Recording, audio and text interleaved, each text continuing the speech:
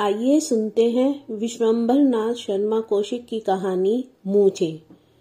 ठाकुर विश्वनाथ सिंह उन लोगों में से थे जिनकी धारणा थी कि पुराने रीति रिवाज, आचार विचार सब उत्तम और निर्दोष हैं और आधुनिक सभ्यता यदि पूर्णांश में नहीं तो अधिकांश दोषपूर्ण है।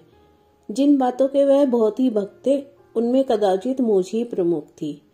पुरुषों के लिए मूछ को वह जितना ही आवश्यक समझते थे जितना बैल के लिए सींग। उनकी अपनी मूछें लंबी, गन्नी और नोकीली थी। मूछों का लालन पालन भी वह बड़ी तत्परता के साथ किया करते थे।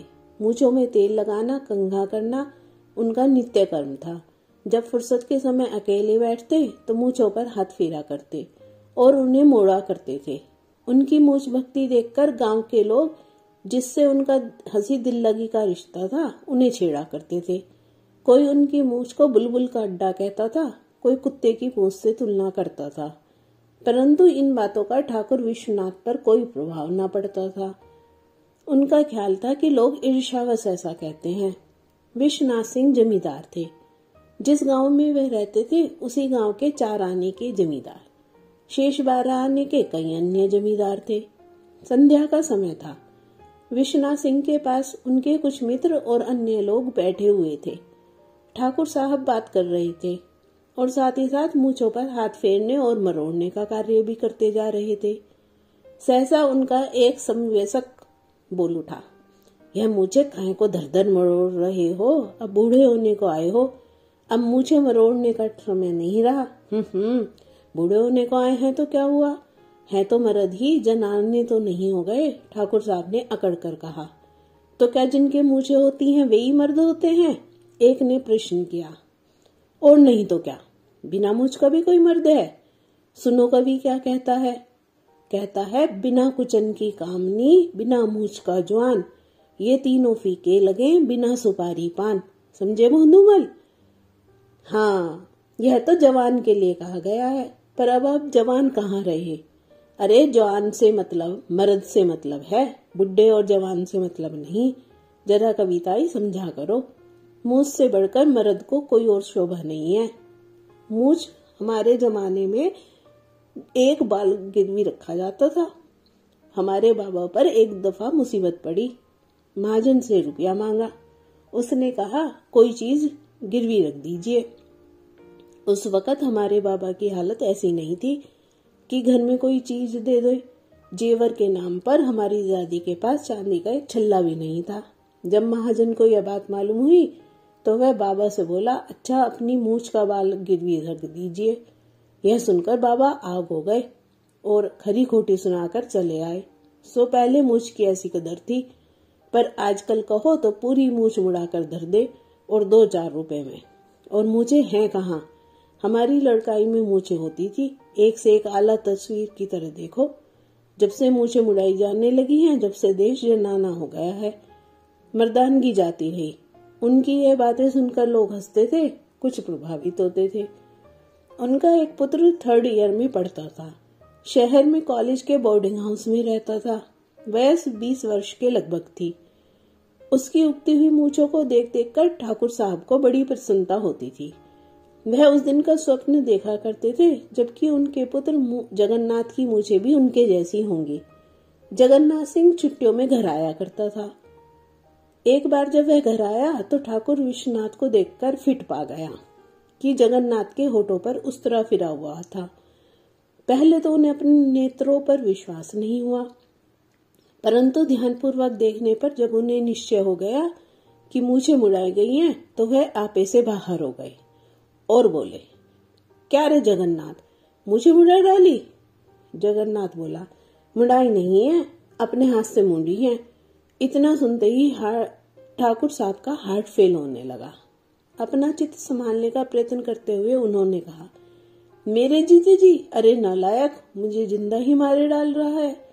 तो इतना भी नहीं जानता कि जब तक माँ बाप जिंदा बैठे रहे तब तक मूछें नहीं मुड़ाई जाती। यही तुम्हारी पढ़ाई लिखाई है? जगन्नाथ बोला, यह सब पुराने विचार है चाचा। आजकल की सभ्यता में मूछें रखना व्यर्थ समझा जाता है। यह नई सभ्यता तो मर्दों को जनाना बनाकर छोड़ेगी। और तो कुछ रहा नहीं, एक मूजों की लाज बाकी थी, सो तुम्हारे जैसे कुल कलंक खत्म किए दे रहे हैं। जगन्नाथ ने पिता को समझाने का प्रयत्न किया, पर उसके समझाने ने आग पर घी का काम किया। और देखो, यह लौंडा उल्टे मुझी को उल्लू बना रहा है। ठाकुर साहब ने इस घटना को इतना महत्व दिया कि उस दिन भोजन नहीं किया। जिन लोगों ने सुना, समझाने आए। आजकल तो सभी मुझे उड़ाने लगे हैं। लड़के ने मुना डाली तो कौन सा अपराध किया?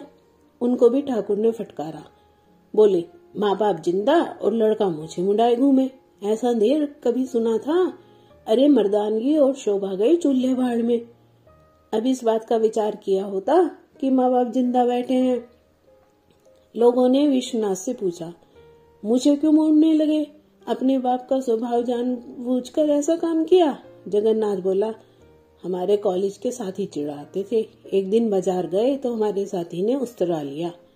छोटे से खूबसूरत बॉक्स में चमचमाता हुआ देखकर जी ललचा उठा। मैंने भी एक सेट ले लिया। जब खरीद लिया तो उसका व्यवहार भी आवश्यक हो गया। एक वृद्ध सज्जन बोले, यही तो बुरी बात हुई, उस्तरे दुकान दुकान बिकने लगे हैं। इससे और भी खराबी हो गई।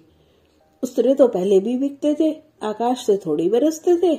एक व्यक्ति बोला, गधे हो, पहले ऐसे उस्तरे थोड़ी बिकते थे कि अपने हाथ से बना लो।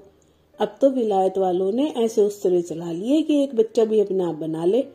यही सारी खराबी की जड़ हो गई।